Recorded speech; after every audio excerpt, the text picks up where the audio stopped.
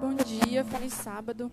Quero estender minhas boas-vindas a todos que estão nos assistindo. Para você que está nos vendo pela primeira vez,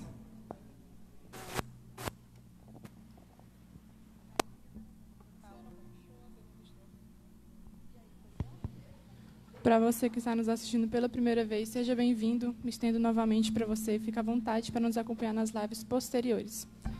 Vamos fechar os nossos olhos para falar com Deus?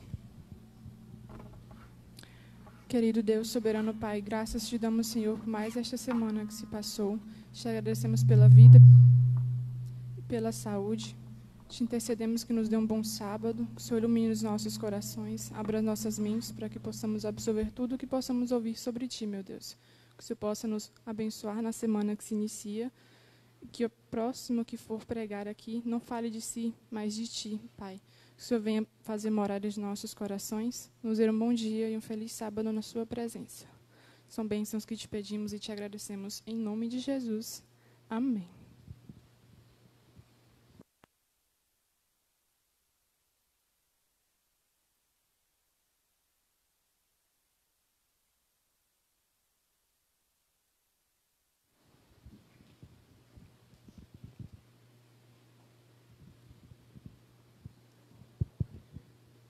Feliz sábado a todos.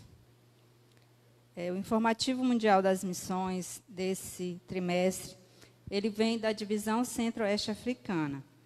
O título, Oração Restaura Casamento.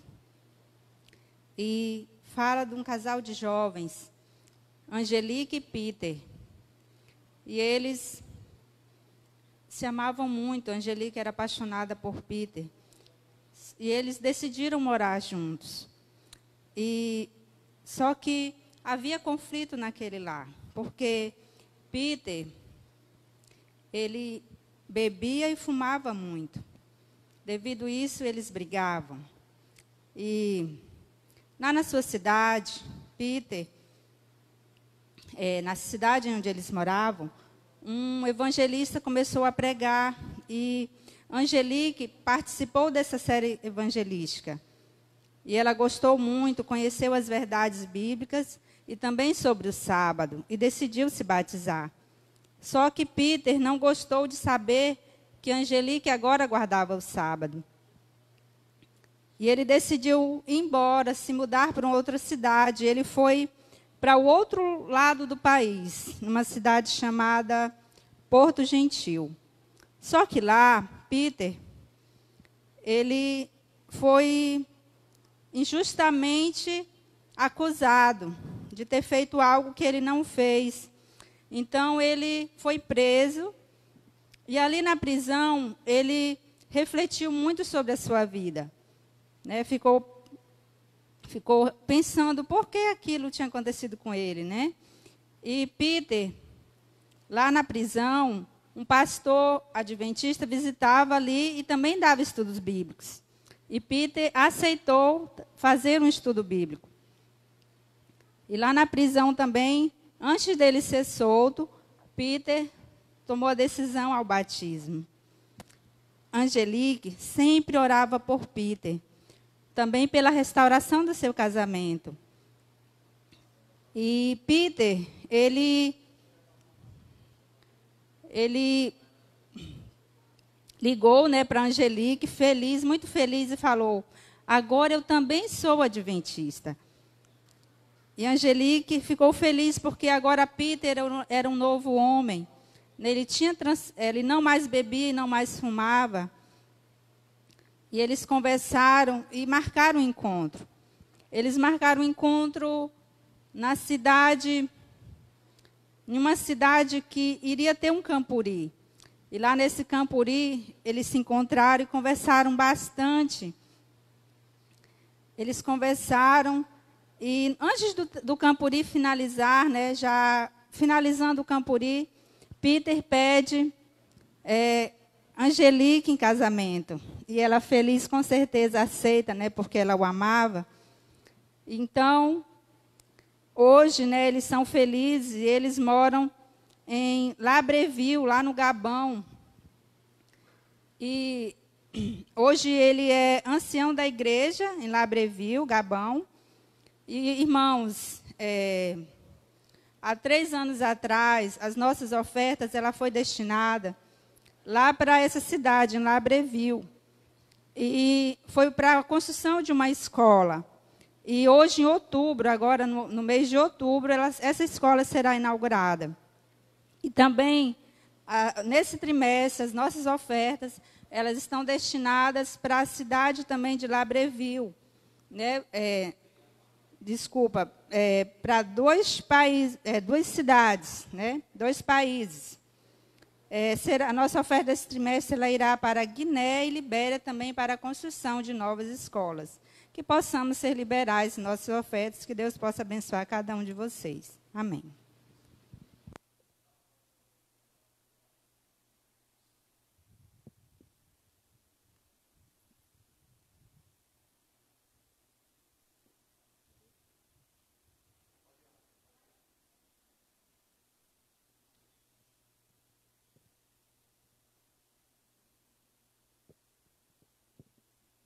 Feliz sábado a todos.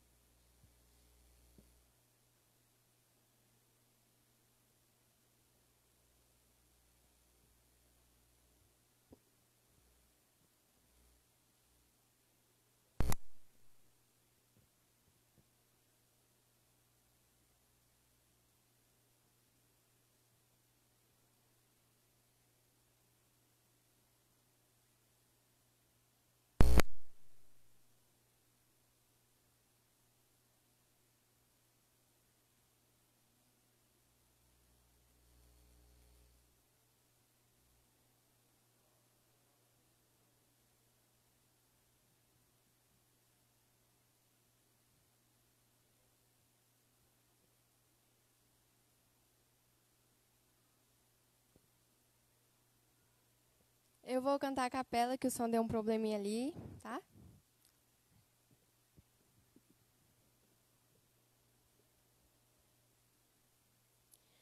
Jó, como pode ainda adorar se não tem motivos pra cantar? Abandona esse Deus e morre.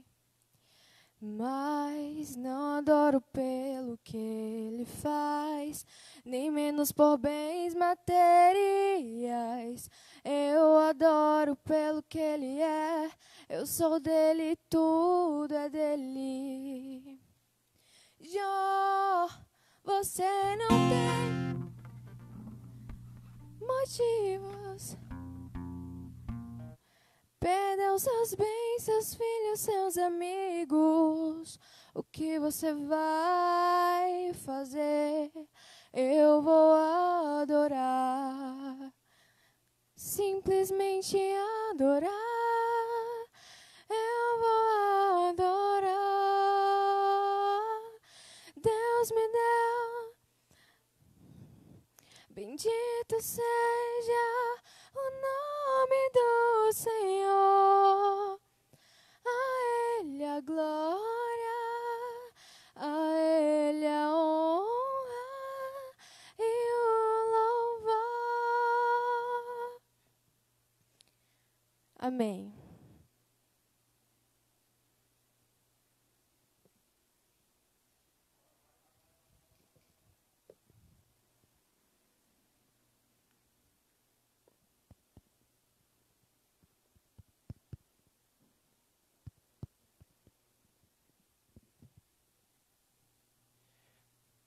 Feliz sábado, bom dia. Chegou o momento do repasse da lição.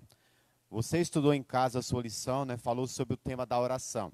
Nós queremos dar um feliz sábado àqueles que estão nos assistindo, estão em suas casas. Essa semana alguém me perguntou assim, quando vai começar os cultos? Tenha calma que brevemente, né, nós vamos retomar os cultos presenciais e com certeza eu sei que tem muita gente ansioso, né? Para voltar às atividades, né, comungar juntos em casa. Mas, graças a Deus, né, o tempo está passando, a gente percebe que as outras atividades, né, comerciais já estão voltando, e a igreja, né, com certos cuidados, brevemente vai retomar as suas atividades normais. Então, nesse momento, o repasse da lição, nós vamos convidar 2 amigos, né? 2 jovens talentosos, que eles irão nos auxiliar sobre esse tema muito importante. Eu quero chamar o Clailton, né? Que ele estará conosco nesse momento. Eu vou me sentar aqui, né? E queremos convidar o segundo jovem também, o Adalto, né? E que ele possa vir para compor, né, a nossa... São pessoas conhecidas, né? Jovens, talentosos e também solteiros, né? Falar igual o pastor, são solteiros, né? Eles buscam relacionamentos sérios e duradouros, né? Tudo bem? Tudo bem, feliz sábado aos que nos assistem, né? É uma alegria mais essa manhã estar aqui junto com vocês, nessa live, para junto nós podermos compartilhar o que a lição nos trouxe nessa semana, né? O Adalto aqui, ele está feliz, né? Porque ele está ficando famoso, né? E aí ele está todo alegre aqui, né? É por isso que ele está aqui todo aceso, né? Adalto, como é que tá? Foi a semana sua? Foi bem? Bom Saúde? dia, feliz sábado a todos, né? Quando não vem um pastor, vem o Rubens, né? A encomenda vem. Graças a Deus foi muito bem a semana e a lição dessa semana impactou muito o poder da oração, né? E vamos aí repassar a lição. Gente, como eu tinha dito, né? Às vezes a gente fala sobre oração. Oração. Nós temos o hábito de orar, nós temos personagens na Bíblia que tiveram o hábito de orar, né? Eu acho que o que mais se destacou entre eles foi Daniel. Daniel, ele tinha o hábito de orar, mesmo com a represária da lei do rei, né, que poderia levá-lo à morte, ele não resistiu, né, desistiu de orar. Adalto, o que é oração, o que é reza, o que é oração intercessória? Existe diferença nessas 3? Existe alguma diferença? Explique para mim o que significa cada uma dessas. Oração em si, oração intercessória e a tradicional reza. Reza a gente conhece muito pelos nossos irmãos católicos, nossos amigos, né? Tem a oração da Ave Maria, a oração do Pai Nosso, que é muito famosa, que a gente também conhece, né? Aquela oração repetitiva. E tem a reza, né? Quer dizer, a reza. E a oração é aquilo que você expõe, né? Do seu coração, da sua alma, você expõe a Deus. E também tem a oração intercessória, que é aquilo que você intercede por outras pessoas, muitas vezes por pessoas que estão distante de você, uma pessoa que está longe dos caminhos de você, você está intercedendo, pedindo a Deus para que Deus habite na vida daquela pessoa. Então, a oração, você pode orar por si. Quando você ora por outra pessoa, intercedendo por outra pessoa, é o tema da nossa lição, oração intercessória. E teve várias pessoas na Bíblia, no nosso contexto que nós vamos estudar agora, que oraram por uma nação, oraram por pessoas específicas, né? Eu queria entender também por que é importante essa oração, Adalto. Deus, ele respeita o livre-arbítrio, né? Ou seja, Deus não vai aonde não é chamado. Assim? A Apocalipse diz que ele bate a porta, mas ele só vai entrar se a pessoa abrir. Então, como que você vai alcançar alguém que não está pensando em Deus, às vezes está num momento de orgia, de festa, e ele nem está pensando em Deus? Como que o anjo de Deus vai alcançar essa pessoa lá, interceder, salvar a vida dessa pessoa? Qual a importância da oração nesse momento? Estudando o estudo dessa semana, Rubens, e olhando como é importante, como é muito complicada, né, essa guerra entre o bem e o mal, que bate e batalha um contra o outro, grande conflito cósmico, né? E através dessa semana, como você falou, Deus, ele nunca, o ponto muito importante nessa grande guerra espiritual que é uma lei que existe entre ele, é o livre-arbítrio, né? Ninguém pode forçar a uma pessoa a seguir o bem ou seguir o mal. A pessoa, ele escolhe o que ele deve fazer. E eu tenho um exemplo muito reavivado disso, né? Porque quando eu estava na festa, né? Em festa, quando eu era longe dos caminhos de Deus, e eu chegava a um ponto assim que me vinha uma coisa muito ruim. Aquela sensação ruim e me dava vontade de ir embora. E geralmente, quando eu chegava em casa, acontecia alguma coisa na festa. Ou alguém morria, ou acontecia alguma briga. E eu vi que era a minha mãe orando em casa em prol da minha pessoa. Então eu tive um exemplo muito importante disso. Isso acontece na vida, na oração intercessória, isso é muito importante. Porque Deus ele está intercedendo por toda a humanidade, mas só que tem um livre-arbítrio, né? Satanás ele está ali tentando destruir a vida da pessoa, e quando a gente intercede, Deus manda milhares de anjos para ir até aquela pessoa. E o anjo mau ele está ali apossando daquela pessoa. Aí vem um anjo de Deus, aí o que ele fala? O anjo mau: o que você vem fazer aqui? Fala: ó, eu vim porque fulano de tal está intercedendo por essa pessoa. Então ali o Espírito Santo ele tem como bater mais forte, atuar mais forte em prol daquela pessoa. Muito bem, e não quebra a regra do livre-arbítrio, né? Porque mesmo que a pessoa que está sendo beneficiado não clame por Deus naquele momento, mas a mãe, um parente, um amigo, um irmão está clamando por Deus, e Deus vai obedecer a oração daquele, porque em São Mateus 7, versículo 8 diz: batei e abri-se-vos-á, todo que pede recebe. Então, um filho sincero está orando, está pedindo, clamando a Deus, intercedendo, Deus vai ouvir. Então, por isso que é importante, muitas vidas foram salvas, né, com certeza, e serão salvas se nós fizermos uso desse mecanismo que é a oração intercessória. Eu queria saber também como era a vida de Jesus. Jesus era Deus, ele tinha essa necessidade, porque o ser humano em si, ele precisa do poder sobrenatural de Deus, porque ele, por si próprio, ele não consegue vencer Satanás. Agora Jesus é Deus, ele precisava desse poder, não? Agora aí você chegou no ponto muito importante, chegou no nosso maior exemplo, né, Rubens? Jesus Cristo. Jesus Cristo aqui, quando ele começou o seu ministério aqui na terra, né, quando ele batizou, ele pediu orientação do Espírito Santo. E ele deixou como exemplo e também pedindo força para ele lutar contra a tentação do maligno aqui na terra, né? E pode ver que ele atuou vários milagres ali, né?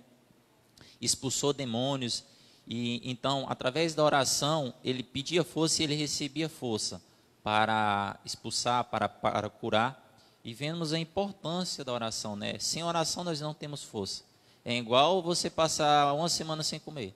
É a mesma coisa sem oração. Se você não fazer oração, você é fraco. E Deus ele tinha esse costume. Ele tirava um tempo para meditar, para conversar com o seu pai, e ele tinha aquele hábito diariamente. E então o seu pai era o seu melhor amigo, né?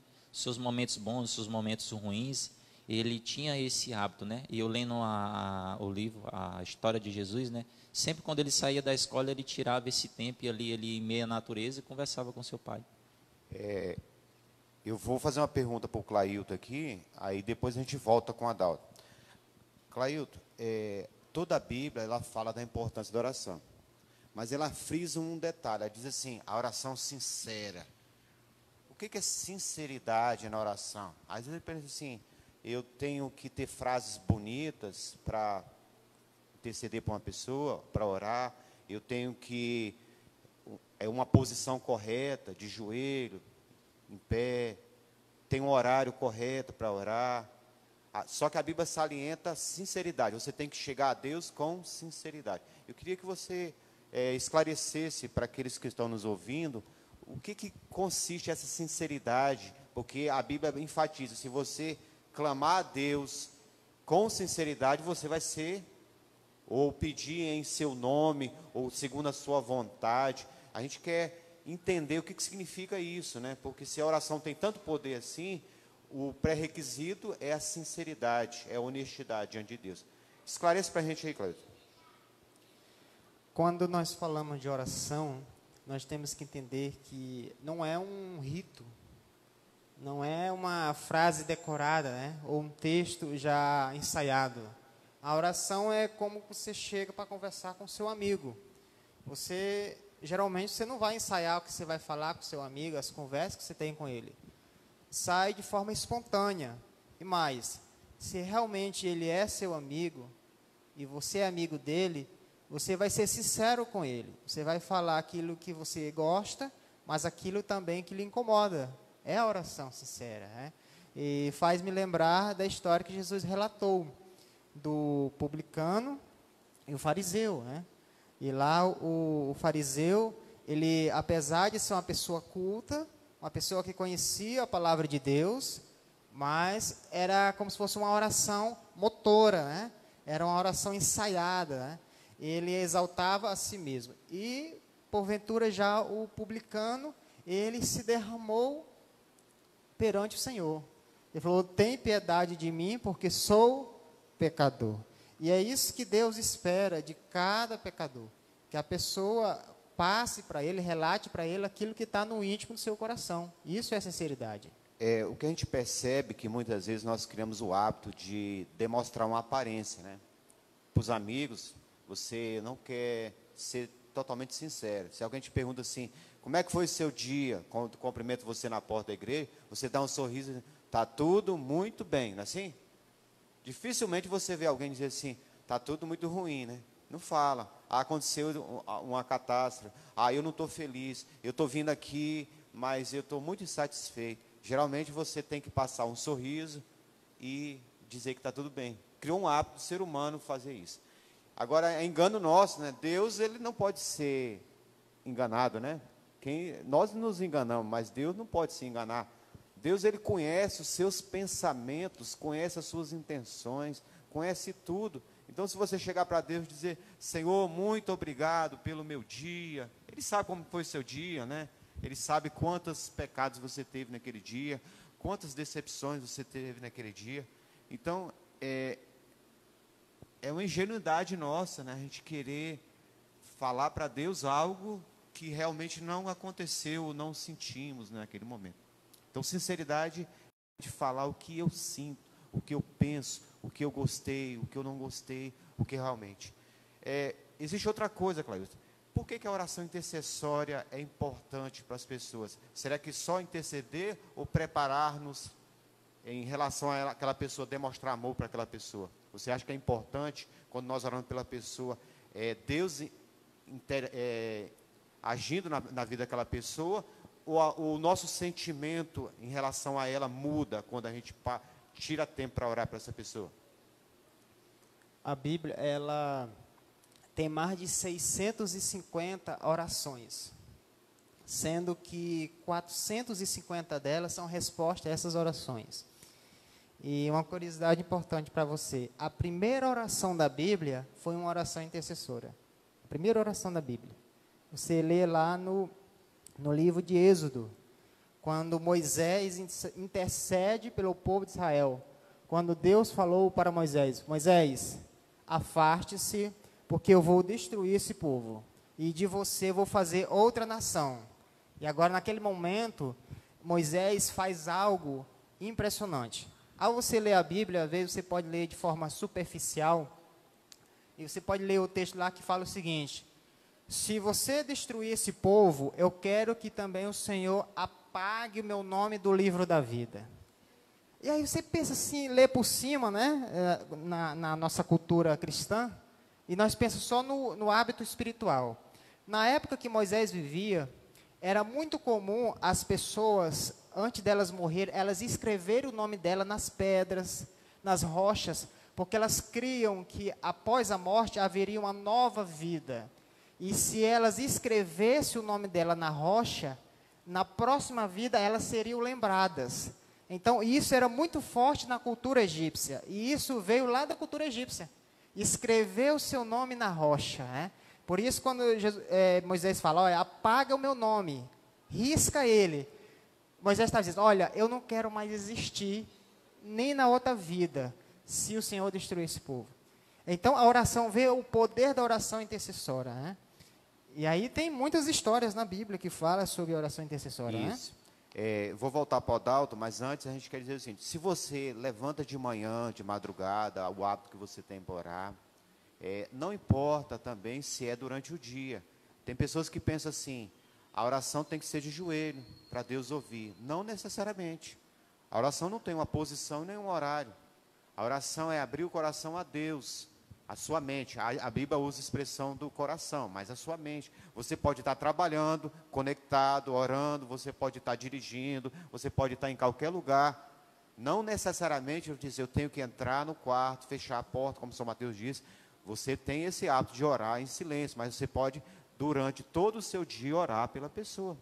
Orar por si, orar pela sua igreja, orar pelos doentes, orar pela sua vida. Então, isso é um hábito que deve existir. Não necessariamente tem um horário ou uma posição para ser orado. Outra coisa, quando você gasta tempo, significa que você ama essa pessoa, está desenvolvendo o amor, ou não. Você vai tirar tempo para interceder para essa pessoa. Ela é importante para você? Se ela não era, passa a ser importante, porque você vai tirar momentos para orar. Além de você estar usando o poder sobrenatural de Deus para atuar na vida dessa pessoa, você também está mudando o seu coração, está criando o amor por essa pessoa. Voltando, a igreja primitiva. Quem era a igreja primitiva? Eram os 12 apóstolos, né? Depois que Jesus partiu, eles ficaram ali, sem um mestre. Aí Jesus falou com eles, vocês têm que ir para Jerusalém, e lá vocês vão receber poder. O que aconteceu? Qual foi, assim, o ponto-chave do crescimento da igreja primitiva? Quando Jesus estava aqui na terra, né, Rubens? Jesus ensinou como eles deveriam orar, né? E o ponto muito importante da igreja primitiva permanecer forte, assim como eles manteram forte, foi através da oração. Eles oravam muito, né? Intercediam um pelos outros. E aqui o ponto importante também é que Jesus ele orou por Pedro, né? Quando Pedro ele ia ser tentado pelo maligno, né? E ele estava testando Pedro. E Pedro foi um dos grandes caras aí que salvou muitas almas, né? Quando ele teve aquele exemplo do grande mestre, Jesus orou e foi atendida a oração dele. E a gente vê que Satanás ele tenta derrubar as pessoas que são fortes na igreja, os pastores, os anciões, as pessoas que estão à frente. Então ali ele tenta derrubar aquelas pessoas para que enfraqueça o evangelho, né? Por isso que é importante a gente orar pelas pessoas da igreja, os nossos irmãos em Cristo, né? Assim como as pessoas, os apóstolos oravam naquele tempo. Então a gente vê lá, quando a gente lê o livro de Atos, a gente percebe que grandes coisas foram feitas pelo aquele mesmo grupo de seguidores de Jesus que eram tímidos, né, Cleito? Eles eram muito tímidos, não conseguiam expulsar um demônio e demonstravam falta de fé. E Jesus repreendeu, mas quando eles se uniram em oração, diz que a casa balançava, milagres aconteceram, pessoas, né, milhares de pessoas se convertiam em um só sermão, coisas extraordinárias começaram a acontecer quando eles se dispuseram a estar unidos em oração. Como o Adalto falou, é importante você orar pelos líderes, porque os líderes, eles são um alvo de Satanás, porque Satanás sabe que aquele que pode influenciar, se ele derrubar, ele pode influenciar negativamente. Então, a queda de um líder, ele pode levar consigo a decepção de vários. Por isso que você tem que orar pelo pastor, não só por esses líderes, mas por todos, né? A gente vê Paulo também agindo, né? Paulo foi um pregador que foi para vários lugares, né? E ali, quando ele fundava as igrejas, ele escrevia cartas, e nas suas cartas ele tinha orações, ele orava por pessoas. Ele falou, a família de fulano, citava membros dentro daquela igreja e orava, eu estive orando por você, permaneça fiel, Timóteo. Então, a gente percebe que a preocupação de Paulo, né, além de pregar, fundar a igreja, era também orar por essas pessoas. E outro personagem que a gente mencionou foi Daniel, né? Daniel, assim, como se fosse um véu, se desdobra aí. A gente percebe que existe a luta cósmica. O que seria essa luta cósmica? Existem anjos do bem e existem anjos do mal, não é assim? Isso é claro na Bíblia, porque a Bíblia diz que 1/3 dos anjos se rebelaram e foram lançados para a terra. E ficaram 2/3. E essa luta vem se travando desde o início, desde lá no céu. E a gente sabe que, quando você lê o livro de Daniel, você percebe que o véu da cortina se abre. E lá existia um decreto que havia sido promulgado para libertar o povo, a reconstrução de Jerusalém, que daria marco a 2.300 tardes de manhã. Porém, Satanás não queria que isso acontecesse, Cleiton. Ele não queria. E o rei o rei Ciro estava ali, né? Estava na sua mão assinar o decreto, né? Favorecer o povo de Deus, judeus, para voltarem a reconstruir Jerusalém. Porém, houve uma batalha. E a gente percebe aqui agora que Daniel, ele passa vários dias orando, jejuando, para que se cumprisse essa profecia dos 70 anos, né?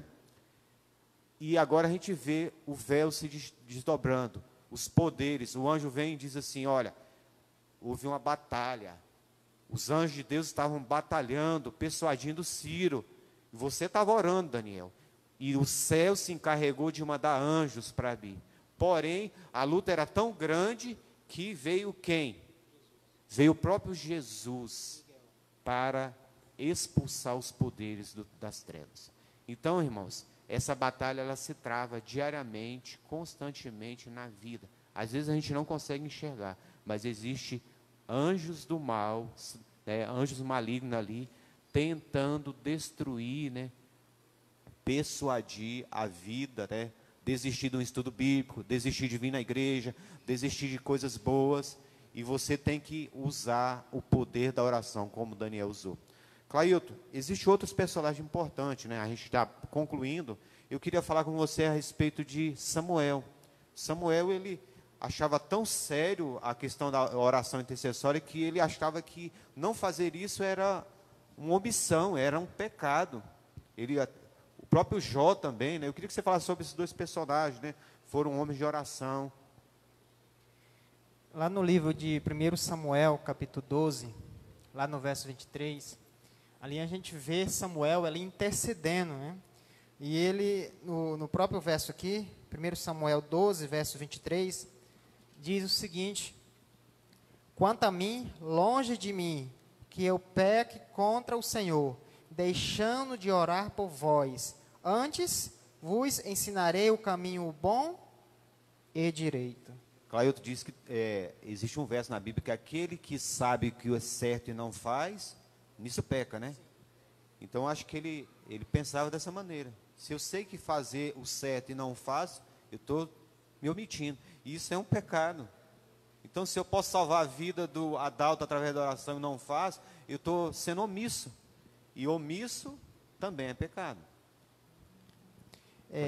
Jó também, você que nos assiste, que conhece já a história de Jó, ou se você ainda não conhece a história de Jó, a Bíblia fala que ele era uma pessoa que ela desviava do mal. Eu acho muito impressionante essa frase, é muito forte. Porque nós, como pecador, às vezes nós olhamos ali o pecado, aí assiste. Jó era diferente. Ele virava o rosto. Ele se desviava. E eu gosto de meditar nessa frase. A gente tem que desviar do mal, não é ficar conhecendo a beira do buraco. E no momento crucial da sua vida, que ele precisava de companhia, ele esteve só. A sua própria família perdeu seus filhos, e a única família que ele tinha, que era a esposa, se tornou contra ele. E amigos que tinham, começou agora a condenar ele, que ele estava sofrendo porque ele tinha cometido um grande pecado, e ele estava agora pagando por isso. Exatamente. E o que Jó fez? Jó, em nenhum momento, começou a ofender e falar mal desses amigos dele. Mas, pelo contrário, ele começou a interceder e orar por esses amigos. E a oração foi tão forte que Deus agora chegou para esses amigos de Jó e chamou a atenção. E fez com que esses amigos de Jó fossem até Jó e pedissem perdão a ele. Então, esse é o poder da oração intercessória, né? Para terminarmos, Adalto, qual o conselho que você dá para aqueles que estão nos ouvindo a respeito da oração? Você já citou o exemplo seu, né? Que a sua mãe orava e muitas vezes você estava em algum ambiente que não é peculiar de um cristão estar, e muitas vezes a oração da sua mãe salvou você. Qual seria o seu conselho hoje, com essa maturidade, com esses exemplos da sua vida, que você daria para aqueles que nos ouvem a respeito da oração? tem uma lição muito importante que eu tenho de Daniel. Deus amava Daniel porque Daniel, ele orava a Deus, falava mesmo com Deus. Ele tinha um hábito de orar 3 vezes a Deus, com Deus, né? Falar com Deus. E eu falo para vocês nessa manhã, se você quer salvar alguma pessoa, você ore por ela. Ore, porque a oração tem poder. Então, aquela coisa que você não pode fazer por ela, às vezes você não faz por ela naquela hora, mas Deus, através dos seus anjos, Ele vai trabalhando naquela pessoa para que quando você chegar, o coração daquela pessoa esteja mais amplo para você falar do Evangelho para ele. Clailton, qual seria o conselho que você nos dá sobre a oração? Como desenvolver uma vida de oração? Tem pessoas que têm dificuldade. Eu me ajoelho e eu não consigo orar mais do que 2 minutos, 1 minuto. A minha oração, eu não tenho assunto para falar com alguém que eu não estou vendo. Quais seriam os caminhos para que sua oração se tornasse mais constante e mais duradoura? Eu lembro da história de um missionário americano, que ele tinha um grande sonho de fazer um trabalho missionário no continente africano. E ele foi. E quando ele terminou o trabalho dele, ele resolveu ficar mais um pouquinho e resolveu ir para outra vila. E era um pouquinho distante, ficava 2 dias de viagem, e o único transporte que ele tinha era uma bicicleta. Mas havia um problema. Entre uma vila e outra tinha uma floresta, e essa floresta era famosa por ter assaltos, roubos. Mas ele resolveu ir. E no meio do trajeto, já havia chegado a noite, e ele ali armou sua barraca e resolveu orar antes de dormir. Quando o dia amanheceu, ele continuou sua viagem, chegou na vila, começou a fazer seu trabalho, e uma pessoa ali era um dos assaltantes que tinha uma quadrilha que gostava de assaltar na floresta. E esse assaltante chegou para esse missionário e perguntou: você está sozinho? Cadê seus 26 amigos que estavam com você lá na floresta? Essa noite passada nós estávamos rondando você, nós ia te roubar, mas havia uma tropa grande de soldados, e por isso nós não conseguimos roubar você. E ele percebeu que aqueles 26 soldados eram 26 anjos que estavam protegendo aquele missionário. E ele volta para os Estados Unidos, e lá na igreja dele ele conta essa história. Quando ele estava contando a história, um irmão do banco mesmo já dá sinal para os irmãos: eu estava no supermercado, colocando a feira no bagageiro do carro, e ouvi uma voz muito forte me dizendo: pare agora, ore porque tem alguém em perigo. E eu chamei alguns amigos e nós reunimos, olha como é as coincidências de Deus. E nós reunimos 26 pessoas para orar por alguém que nós não conhecia. Quem era? Esse missionário. Então, Paulo menciona que a luta que temos não é simplesmente com o ser humano, né? Lá em Efésios, capítulo 6, verso 2, fala que a nossa luta não é apenas contra a carne, mas é contra quem? Contra as potestades, né? Que estão aqui em regiões celestes. E a Bíblia fala que nós temos uma ferramenta poderosa que se chama oração, que ela move a mão do onipotente. Então, seja de pé, seja dentro da sua casa, no seu trabalho, na igreja, aonde estiver, nunca deixe de orar. Bonita história. Irmãos, nós concluímos, nosso estudo do repasse da lição, e quero convidá-lo a continuar estudando, essa lição que tem temas interessantes. Esse tema foi da oração. Você quer ter histórias bonitas como essa? É possível, desde que você se dobre de joelho, clame a Deus, e o céu estará disponível para lutar com você e por você. Que Deus te abençoe nessa manhã. Vamos fazer uma oração. Querido e onipotente Deus, obrigado, Senhor, por estar disposto a socorrer todo filho que suplica pelo teu auxílio. A sua mão não está, Senhor, curvada para que não possa atender a todos aqueles que clamam por misericórdia. Que o Senhor possa ser exaltado nessa manhã, e mais pessoas possam clamar a Ti, buscar, porque o Senhor é o único Deus que pode salvar-nos do pecado. Por isso, Senhor, queremos entregar nossa vida, a vida de todos que estão nos ouvindo, que estão clamando, que o Senhor possa ouvi-los e atendê-los de acordo com a sua santa e bendita vontade. São bênçãos que te peço nessa manhã, em nome de Jesus. Amém.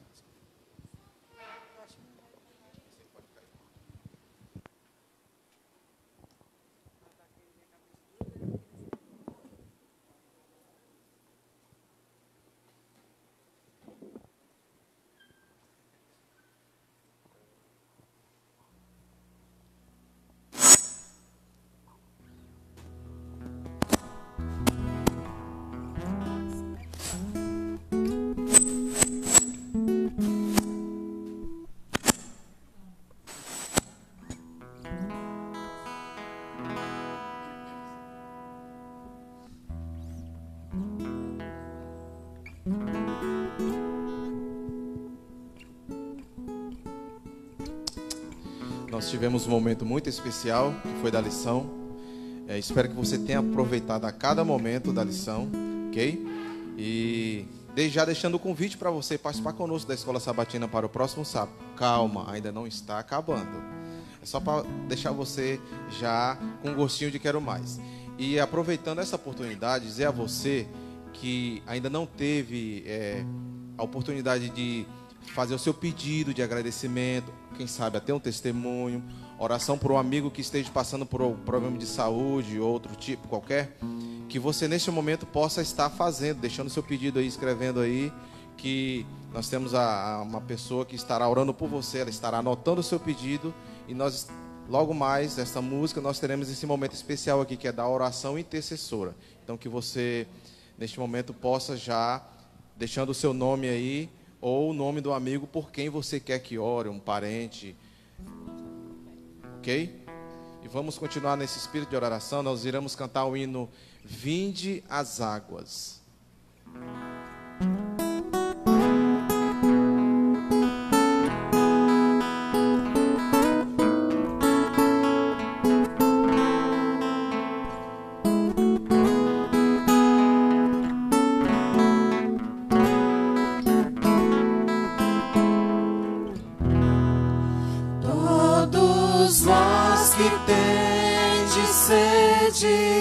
Vinde às águas, e quem já se sente perdido, vinde tomar e beber, e inclinem seus ouvidos, e vossa alma viverá. Quem estiver com sede, vinde às águas. Buscai ao Senhor enquanto se pode achar. Invocai o seu nome enquanto perto ele está. Deixa o ímpio seu caminho, deixe o homem seus pensamentos maus e volte pro Senhor.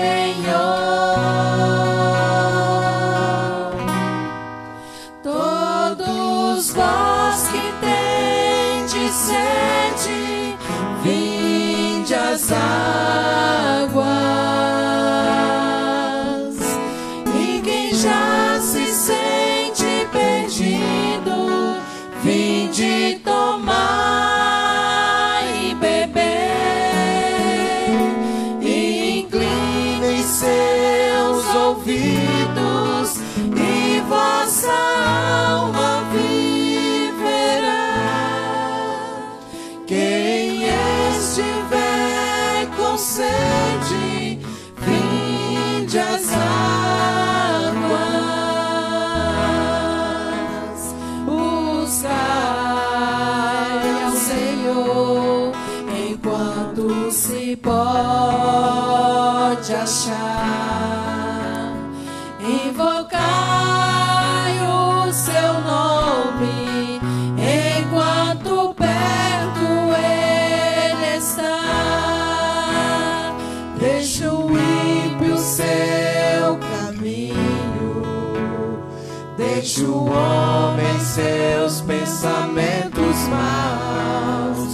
e volte pro Senhor.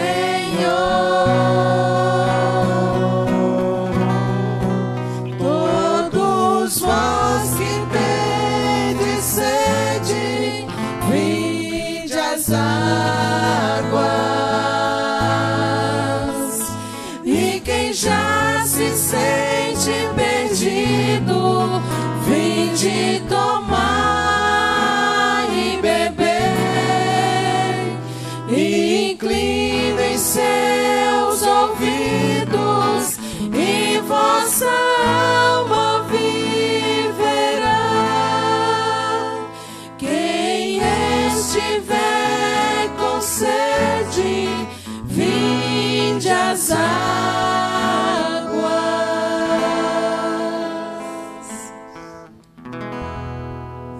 Amém?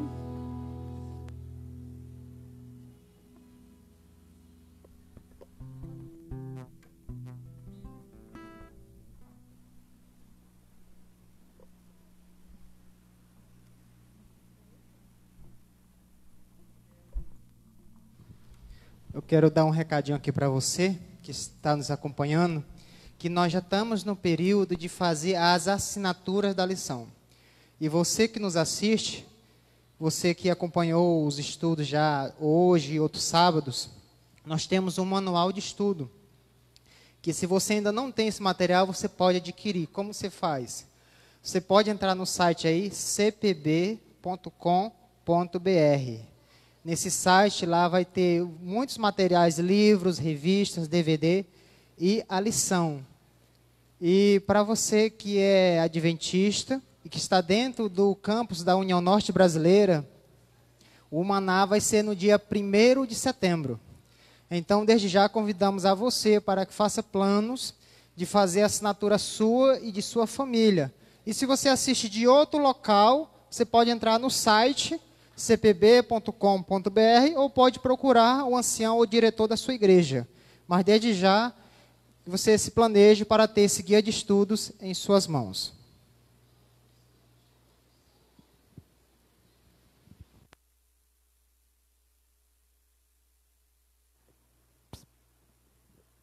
Depois de uma bela lição falando sobre a oração e sobre o poder da oração, vamos aqui ler os nossos pedidos de oração feitos pelos nossos ouvintes nos comentários.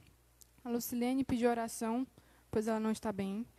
Pediu oração também pela família pastoral, por todos que perderam seus entes queridos e pelo seu esposo, que ele possa retornar em breve para o lar. O Denis pediu oração pela Sandra, em Altamira, para a família dela, pela mãe e por todos os irmãos. A Raquel também pediu oração pela sua saúde. Janete pediu oração pela dona Teresa Toscano, uma senhora muito amada por todos, que se encontra internada na UTI do Hospital Regional de Altamira. A Lidiana pediu oração pela sua filha.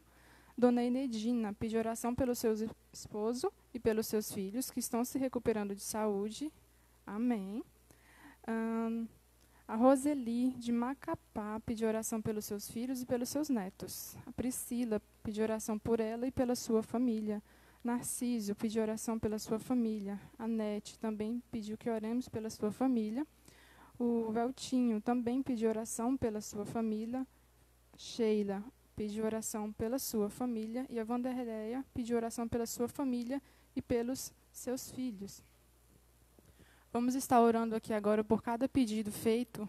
E antes eu queria te trazer, se eu conseguir levar até o seu coração, uma palavra de conforto.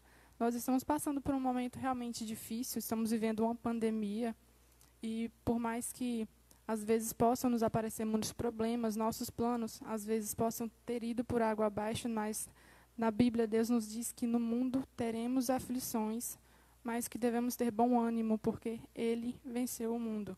E nós somos filhos de Deus e nós vamos ser honrados por Ele também. Vamos fechar nossos olhos e vamos orar por cada pedido feito aqui. Pai querido, muito obrigada, Senhor, pela honra de poder ouvir Tua palavra. Queremos Te entregar todo o pedido feito aqui, que o Senhor possa abençoar cada família, que o Senhor possa abençoar cada pedido, que o Senhor possa trazer, restaurar a saúde de cada pessoa que foi lembrada, que foi pedida a oração por essa pessoa. Senhor, temos muitas famílias desconsoladas, que o Senhor possa trazer conforto a cada coração, que o Senhor possa trazer paz, que o Senhor possa trazer o seu amor dentro de cada família. Senhor, agradecemos pela saúde que temos, pedimos forças para que podemos levar a Tua mensagem, pedimos forças para que podemos levar a Tua palavra para todos os corações que estão aflitos neste momento. Venha ficar conosco, permanecer conosco durante essa semana. São bênçãos que te pedimos e te agradecemos. Em nome de Jesus. Amém.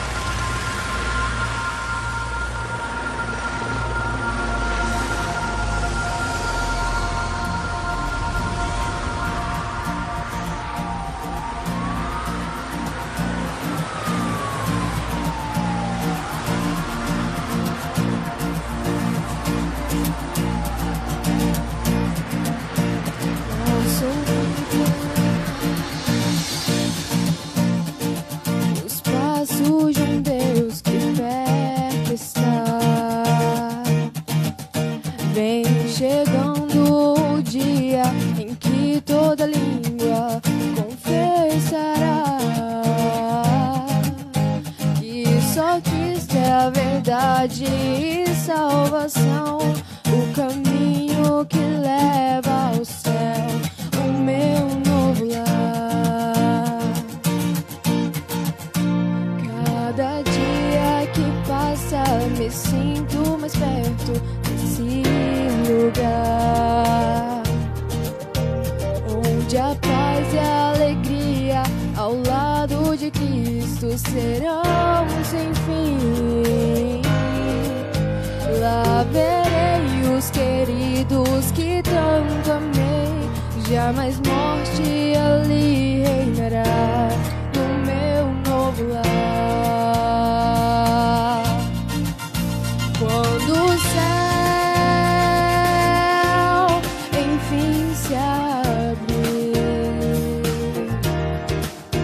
numa nuvem de glória verei meu Salvador.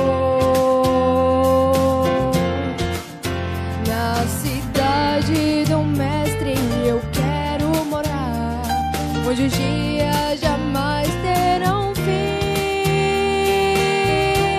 O céu será para sempre meu lar. Vivem buscando encontrar um sentido do existir, mas desprezam a tua palavra e os sinais que estão a se cumprir. Há uma terra de paz além daqui, e todo aquele que crê no Senhor ali viverá. Quando o céu enfim se abrir, numa nuvem de glória verei meu Salvador. Na cidade do Mestre eu quero morar, onde os dias jamais terão fim. O céu será para sempre meu lar. Já posso ouvir o coro de anjos e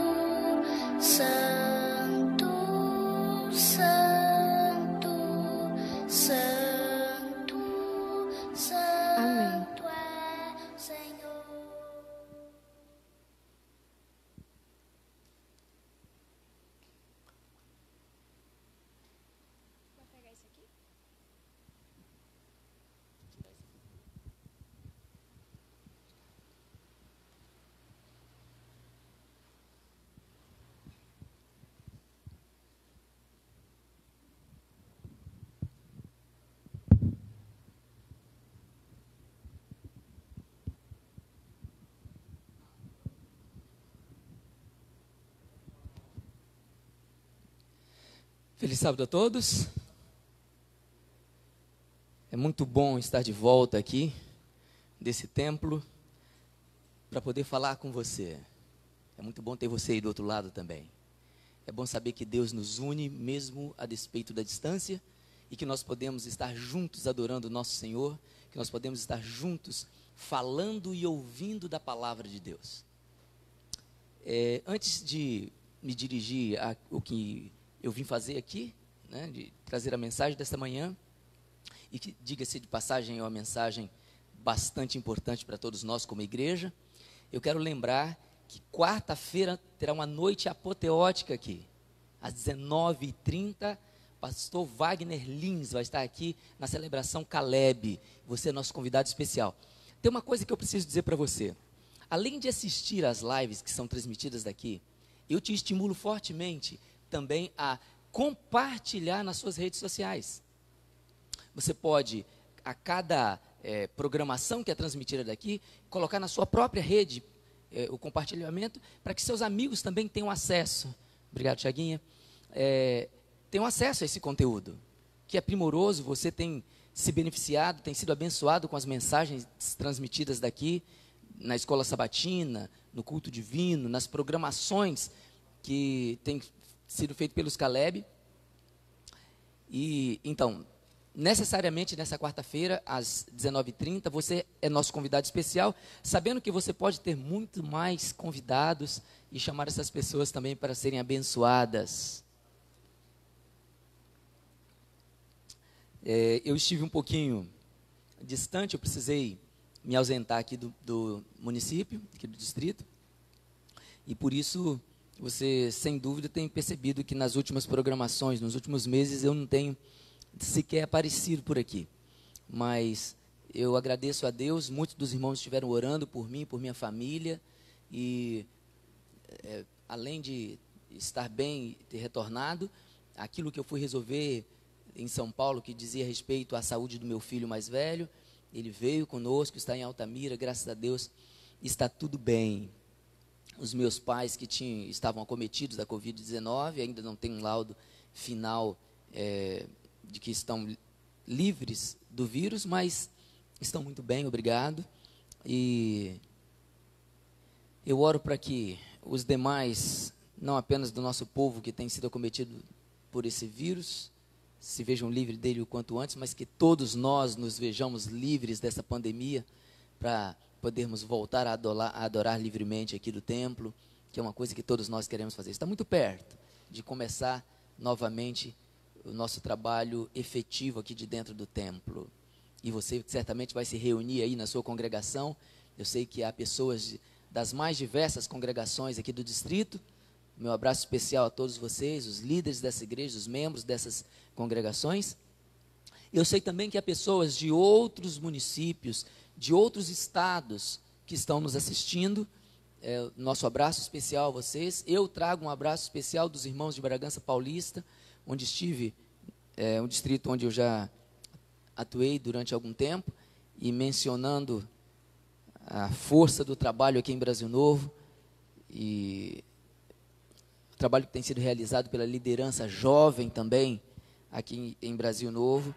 Eles mandam um abraço especial a todos vocês.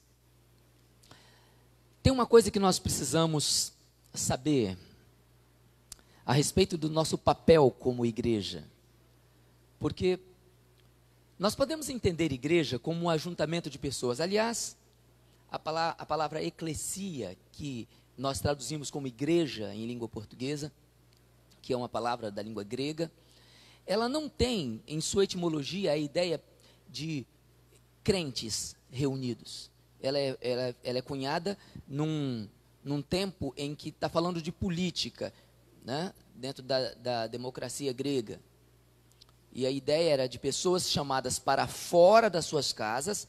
Ek é uma partícula da língua grega, uma preposição que quer dizer para fora, ek.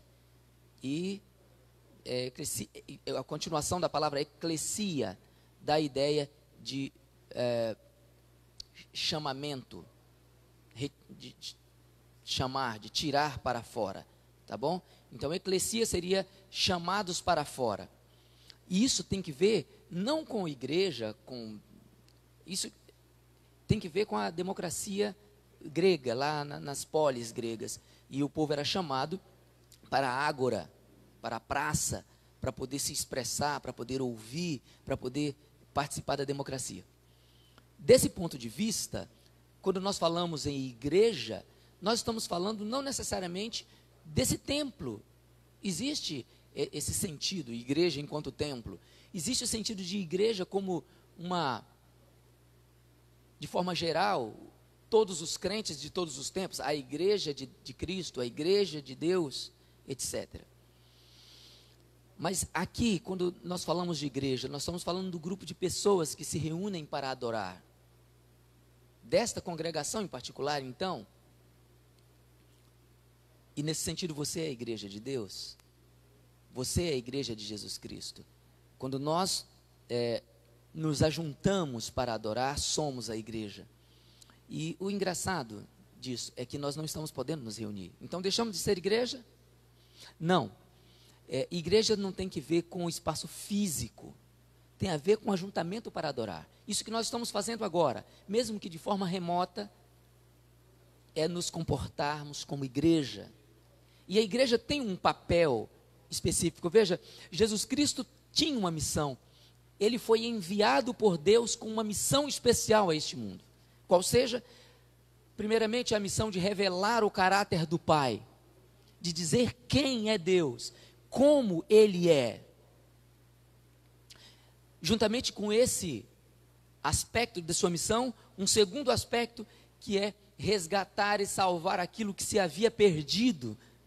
Você há de se lembrar que em Adão todos nós pecamos, e isso está muito bem expresso na carta de Paulo aos Romanos 5, verso 12, assim como por o homem entrou o pecado no mundo e pelo pecado a morte, assim a morte passou a todos os homens, porque todos pecamos.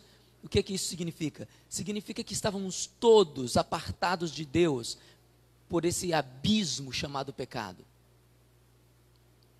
A missão de Jesus Cristo consistia juntamente com a ideia de revelar o caráter do Pai, o de resgatar essa humanidade perdida, de trazê-la de volta. E a Bíblia fala, o apóstolo Paulo nos menciona mais uma vez, que ele nos reconciliou com Deus. Deus nos reconciliou consigo mesmo por meio de Jesus Cristo. Você entende? Nós somos aqueles que fomos chamados. Alguém vai questionar isso do ponto de vista etimológico, mas nós somos aqueles que fomos chamados para fora do mundo, para fazermos parte de uma coisa maravilhosa, que é o ajuntamento do povo de Deus, aqueles que aceitam Jesus Cristo como seu Salvador pessoal. Veja, Jesus Cristo veio a este mundo, e estando Ele aqui, Ele teve uma ação efetiva entre nós. Jesus não apenas figurou entre nós, Ele agiu entre nós. Jesus Cristo tocou as pessoas, Jesus Cristo curou as pessoas, Jesus Cristo andou com as pessoas, Ele comia com pecadores. Aliás, você há de se lembrar que Jesus Cristo foi questionado por conta de comer com pecadores, de andar com eles. Fazia parte da missão de Jesus Cristo. O resgate das pessoas implica a interação com as pessoas. É impossível você resgatar uma pessoa sem tocar essa pessoa, sem estar com ela. O resgate implica convívio. Jesus Cristo conviveu com as pessoas. Por fim, Ele fez aquilo que fazia, a ferramenta pela qual Ele operaria o resgate, que era o pagamento do preço. Veja, o próprio Paulo dizendo, ainda na carta aos Romanos, agora no capítulo 6, verso 23, diz que o salário do pecado, você repetiu aí, eu sei, é a morte. É isso mesmo. O pagamento para quem peca é morrer. E como disse no verso anterior, 5, verso 12, todos nós pecamos, então todos nós estamos fadados à morte. Aliás, a única certeza que um ser humano pode ter antes da volta de Jesus Cristo é que todos nós morreremos. Cada um a seu tempo, mas todos morreremos. Jesus Cristo fez então aquilo, a ferramenta por meio da qual Ele nos libera desse castigo. Ele morreu na cruz do Calvário. Ele abriu uma porta direta da terra até o trono do Pai, sem outro intercessor além dele. O ministério de Cristo foi, de longe, a coisa mais relevante que aconteceu nesse planeta. E este é o Evangelho, é de que você não precisa se desesperar. Este é o Evangelho, de que você não precisa ter medo da morte, de que você não precisa ter medo do pecado, que você não precisa ter medo da perdição, desde que você se aproxime de Jesus Cristo, desde que você esteja irmanado com Ele, desde que você esteja de mãos dadas com Ele. Ele é a solução, Ele é o tudo em todos, Ele é o monogenês, Ele é o único do seu gênero. Em Cristo nós encontramos a solução para todos os dilemas da vida, inclusive para o dilema da morte. Porque depois de morto, ao terceiro dia, o nosso Senhor ressuscitou da morte, chamado pelo seu Pai. Ele disse: eu dou a minha vida, ninguém toma a minha vida, eu a entrego para depois reavê-la. Não é maravilhoso pensarmos isso?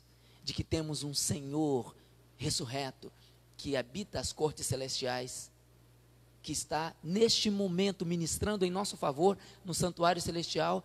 Leia a carta que foi escrita aos Hebreus, e você vai ver Jesus Cristo atuando agora, em tempo presente, em tempo real. Enquanto eu falo aqui, Ele opera o milagre da intercessão, para que eu seja transformado, para que eu possa viver na presença de Deus, para que eu seja aceito na presença, diante do altar do Senhor, na presença do Todo-Poderoso.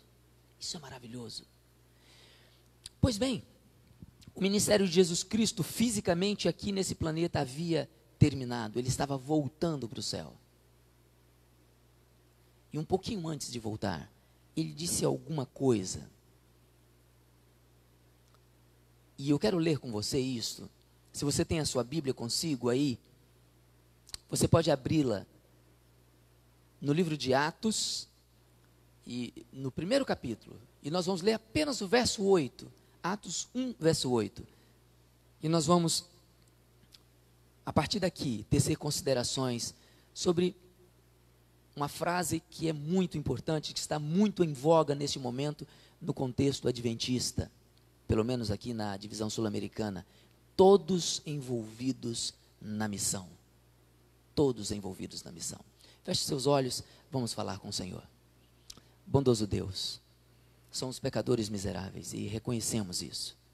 Entendemos que sem Ti, nós estamos fadados ao fracasso e à morte, mas a Tua palavra nos assevera que, tendo morrido Teu Filho na cruz do Calvário, pagou o preço da nossa dívida, encravando totalmente na cruz aquilo que pesava contra nós, e nos dá a liberdade de nos achegar ao Teu santo trono de graça. Agora nós vamos ler uma pequena porção da Tua palavra e vamos considerar algumas coisas sobre essa porção, e nós pedimos a unção do Teu Santo Espírito, não apenas para esse Teu servo que vai falar, mas para todos nós que vamos estar expostos à Tua palavra. Que Teu Espírito haja em nós e por meio de nós, em nome de Cristo. Amém.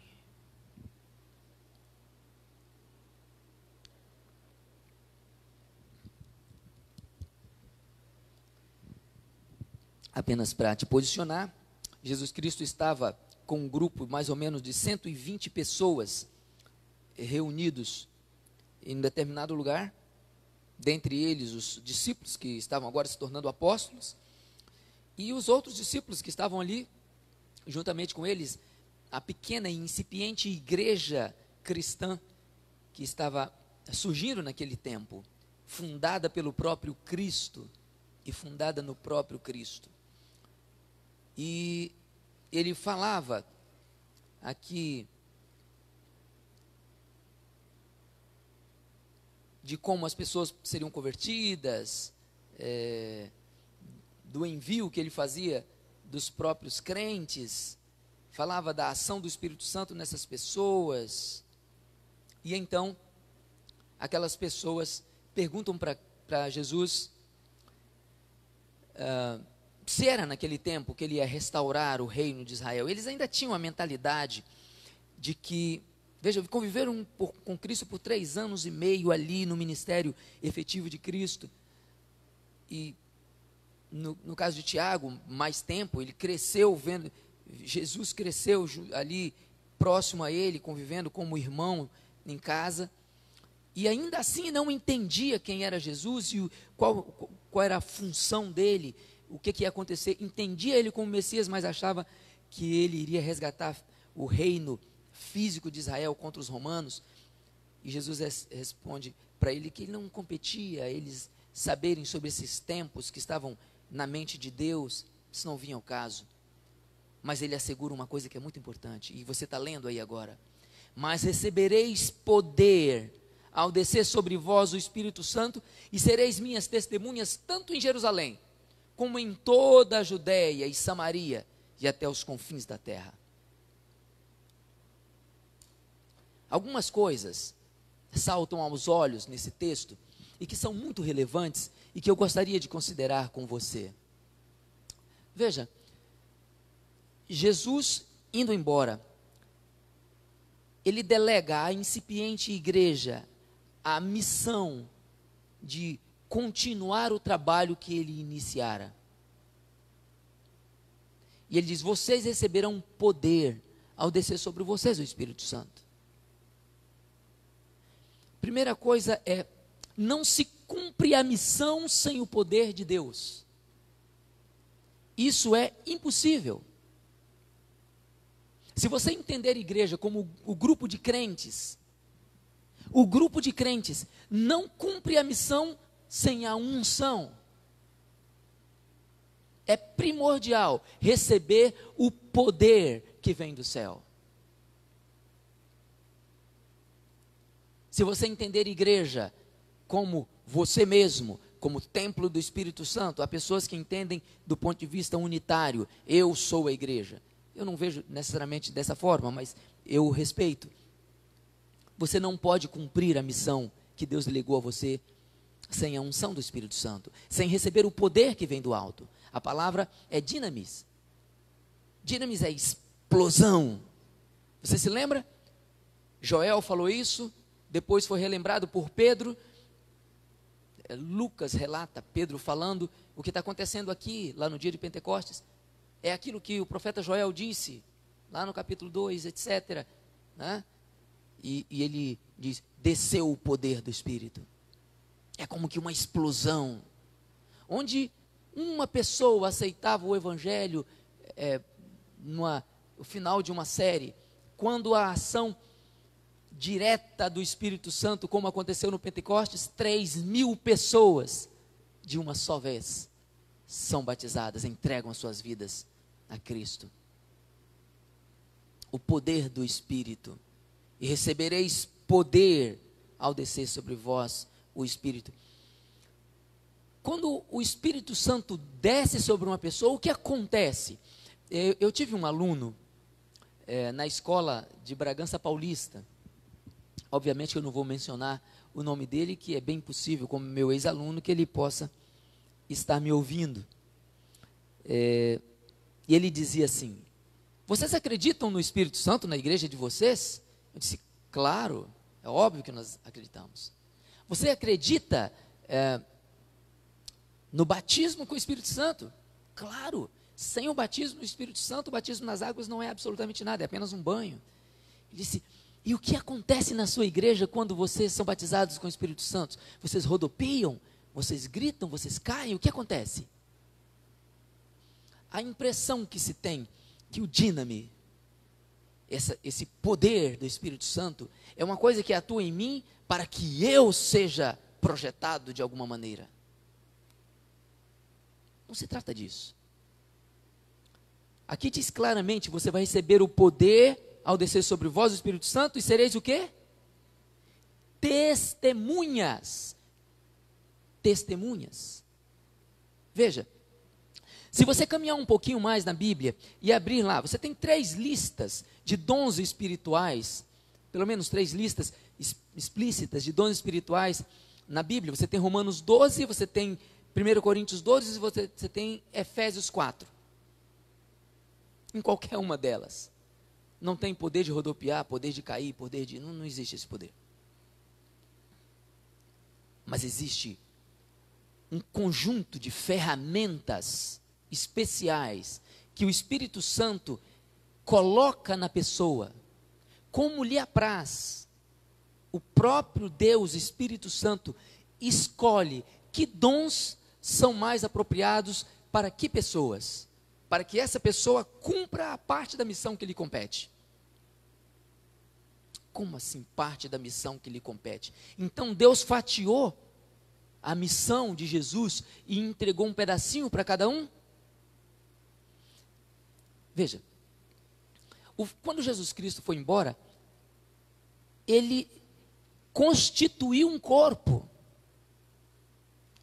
Se você quiser entender isso de maneira mais eficiente, abra a sua Bíblia aí em 1 Coríntios capítulo 12. A partir do verso 12 diz assim: porque assim como o corpo é um e tem muitos membros, e todos os membros, sendo muitos, constituem um só corpo, assim também com respeito a Cristo. Verso 13: pois em um só Espírito todos nós somos batizados em um corpo. Que corpo? O corpo de crentes, a igreja. Você faz parte de um corpo. A ideia de membro evoca essa metáfora, feliz metáfora que Paulo levantou, a metáfora da igreja como corpo, o corpo de Cristo, do qual ele mesmo é a cabeça. Então veja, como é que nós podemos cumprir a missão? Sendo membros. A missão não é dada a cada pessoa, a missão é dada à igreja, porque a igreja é a continuação, é o corpo de Cristo. Veja, Cristo é a cabeça. Você entende como funciona o seu corpo? O que acontece com o seu corpo, por mais atlético, por mais musculoso, habilidoso que seja?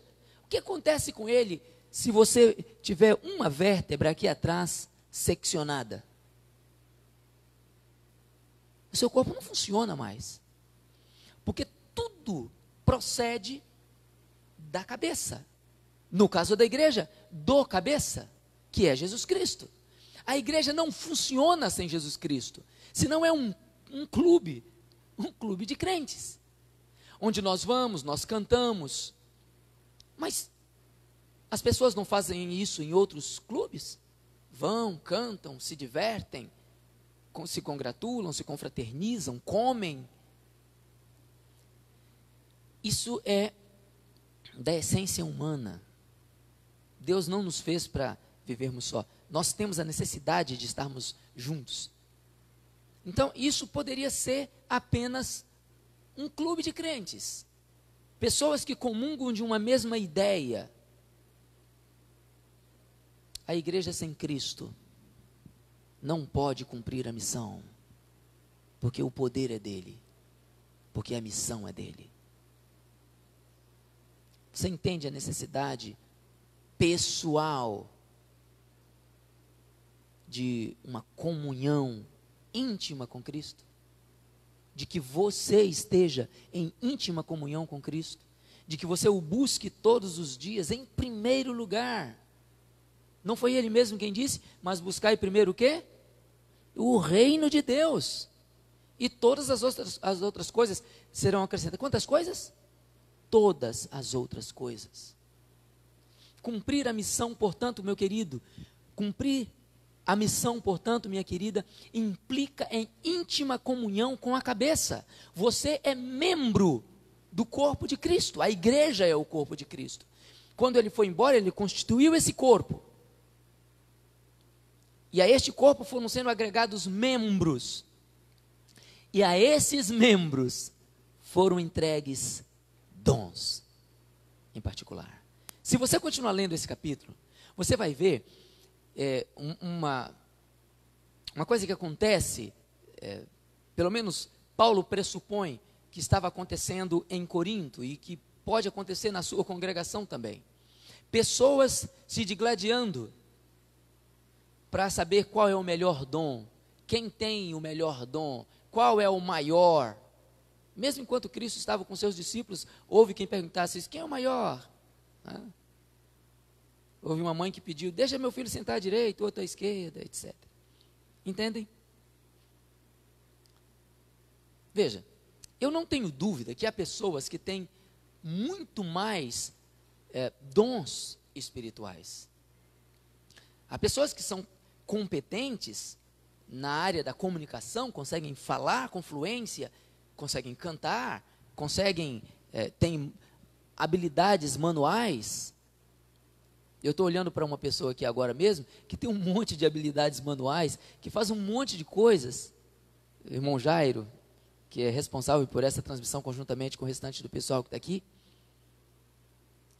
Deus deu a ele um conjunto de dons que não me deu.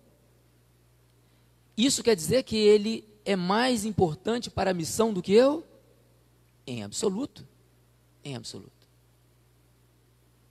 O fato de que há pessoas que mal conseguem falar, que fazem parte do corpo de Cristo, mas não sabem se expressar, não têm essa vocação, não receberam de Deus essa capacidade. Isso faz dessa pessoa menos importante para a missão do que o presidente da Associação Geral, Ted Wilson? Em absoluto. Todos nós fazemos parte do corpo de Cristo. E aqui mesmo, nesse capítulo 12 do livro de Coríntios, da carta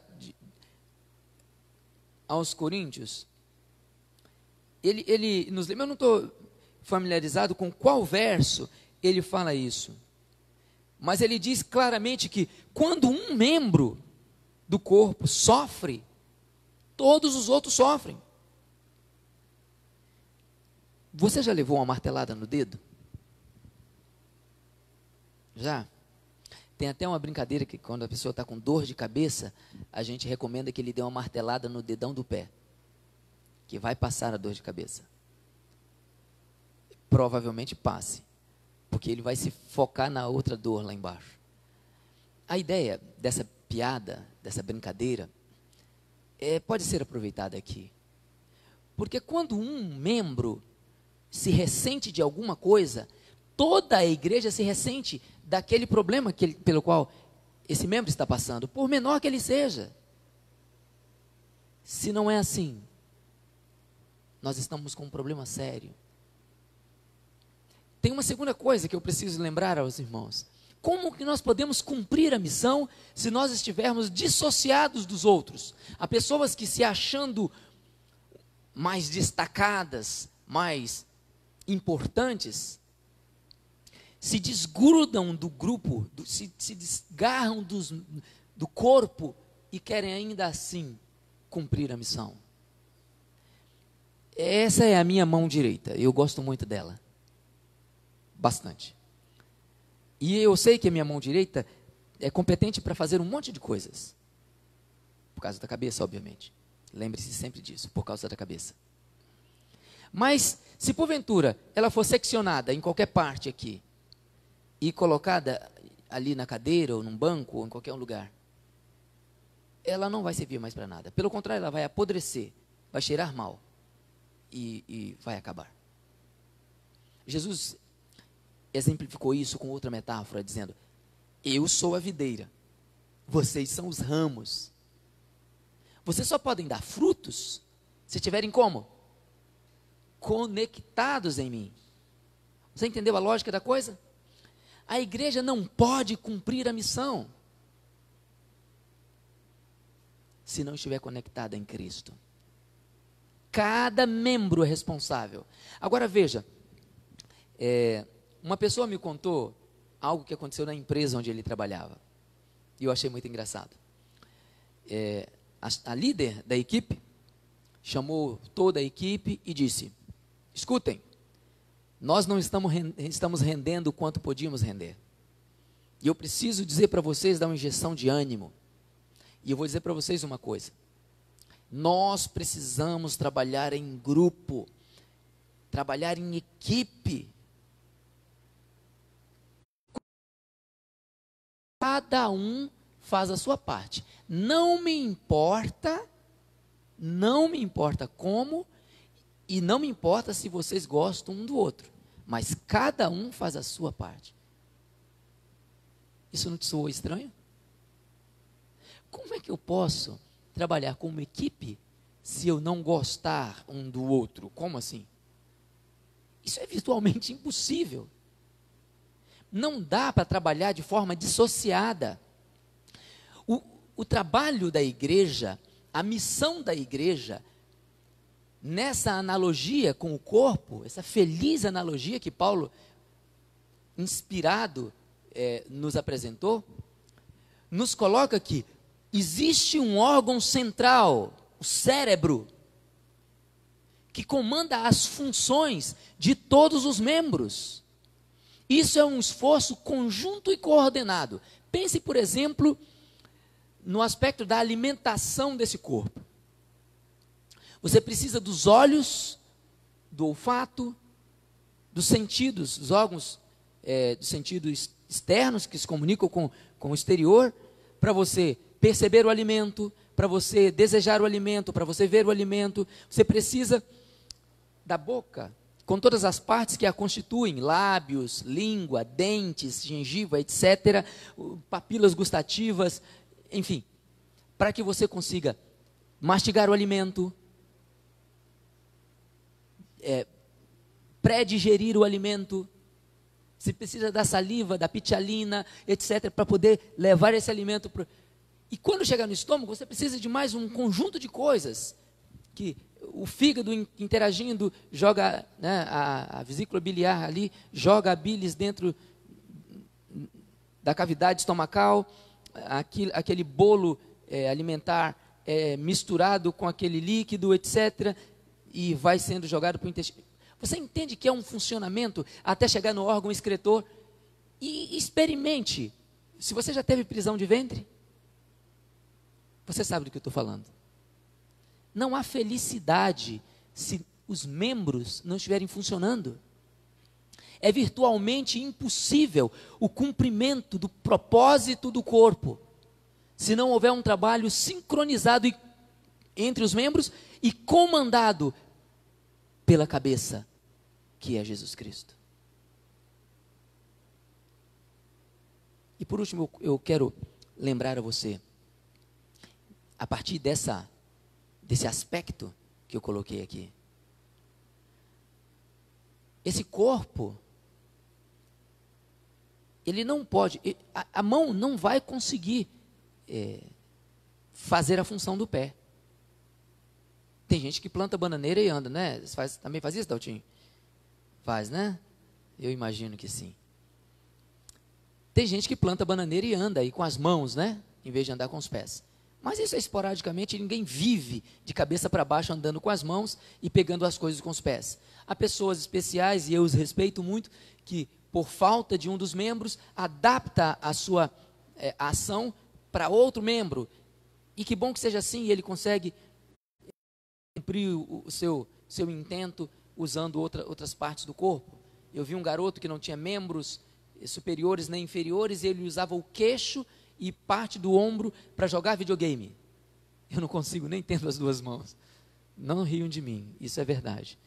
Eu sou descoordenado, não consigo jogar videogame. E agora, como eu não posso jogar futebol, porque está tudo fechado, estou sem esporte. Fazer o quê? A igreja não pode cumprir a missão de forma dissociada. Cada indivíduo, coordenado pela cabeça, unido aos demais membros, precisa estar em ação. Todos envolvidos na missão. Isso é um processo consciente, você percebe? Isso é um processo consciente. Eu não vou ousar perguntar para você se você sabe qual é a missão da igreja. Você sabe? Isso é uma questão séria. Porque se eu não sei o que é para eu fazer, como é que eu vou fazer? Como é que eu posso cumprir a missão que Cristo me deu se eu nem conheço Cristo? Como é que eu posso saber o que Ele quer que eu faça hoje se eu não conversei com Ele hoje ainda? Isso é complicado.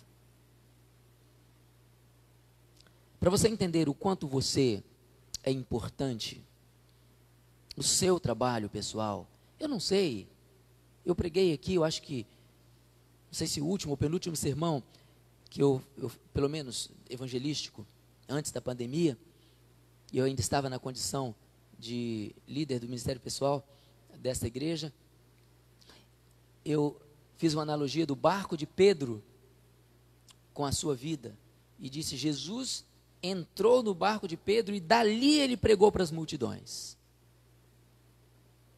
E depois ele supriu as necessidades de Pedro. Na pesca maravilhosa lá, salvo engano, Lucas capítulo 5. Você tem deixado Jesus usar a sua vida? Veja, eu não estou dizendo para você fazer isso de maneira dissociada. Primeiro ligado a Cristo, deixar Ele usar a sua vida. Deixar que o Espírito Santo derrame as bênçãos sobre você, coloque dons na sua vida, para que você os exercite. Você conectado a seus irmãos, que têm dons semelhantes ou complementares, para que a missão seja cumprida. Veja, eu tenho um problema estomacal. Eu tenho um problema estomacal. E isso se deve, de acordo com o médico, ao fato de que eu como muito rápido. Então, os meus dentes acabam não triturando o alimento na quantidade, deixam o alimento ainda com pedaços sólidos para o estômago triturar. E isso implica que meu estômago está fazendo um trabalho que não é dele. Ele faz, mas sobrecarrega o que ele está fazendo. Se você não cumprir a sua função de membro, conectado a Cristo, conectado a seus irmãos, veja que o Evangelho tem esse sentido. A cruz de Cristo nos mostra isso. Tem um sentido vertical e um sentido horizontal. O sentido vertical simbolizando que você precisa estar conectado com Deus. E o sentido horizontal de que você precisa estar conectado com seus irmãos. Igreja é isso. Não é outra coisa. A igreja é isso. É assim que funciona. É por aí que fluem as bênçãos de Deus do céu para você e de você para os seus irmãos, dos seus irmãos para você, através da cruz.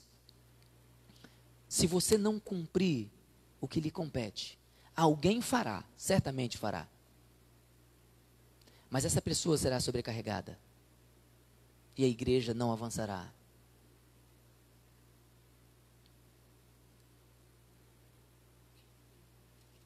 E eu termino dizendo para você, no nosso texto inicial de Atos, capítulo 1, verso 8, que recebendo o poder do alto, do Espírito Santo, nós seremos as testemunhas. Nós vamos falar do que vimos e ouvimos, onde quer que estejamos, seja em Jerusalém, que pode ser a sua casa, seja em toda a Judéia, que pode ser as redondezas da tua casa, tanto em Samaria, que pode ser em algum lugar um pouco mais distante, até os confins da terra, onde quer que você esteja. A missão não é minha, é de Cristo. A missão não é sua, é de Cristo. Ele não entregou para a minha pessoa, Ele entregou para a igreja, mas nós somos membros desse corpo. Desde o departamento infantil até o ancianato, todos precisamos funcionar. Todos precisamos estar conectados a Cristo.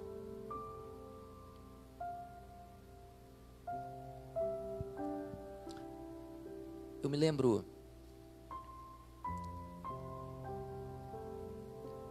de uma pequena congregação que eu queria mencionar para você.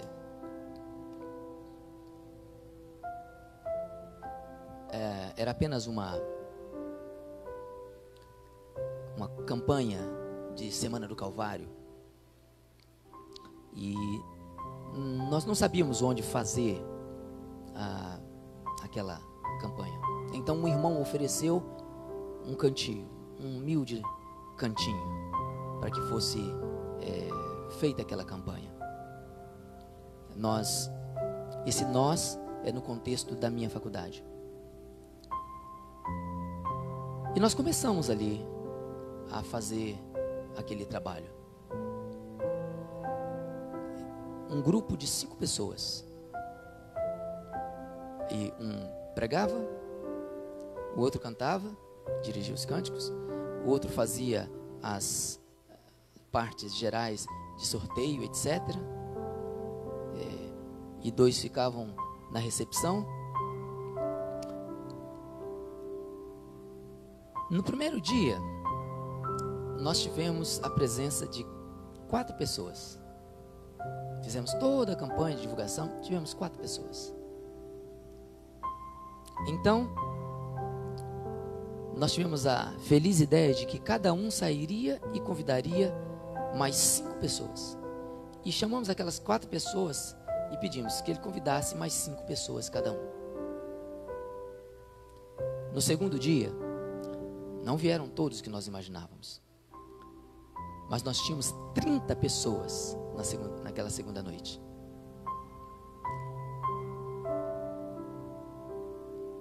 Cada pessoa estava fazendo a sua parte, com o melhor que podia.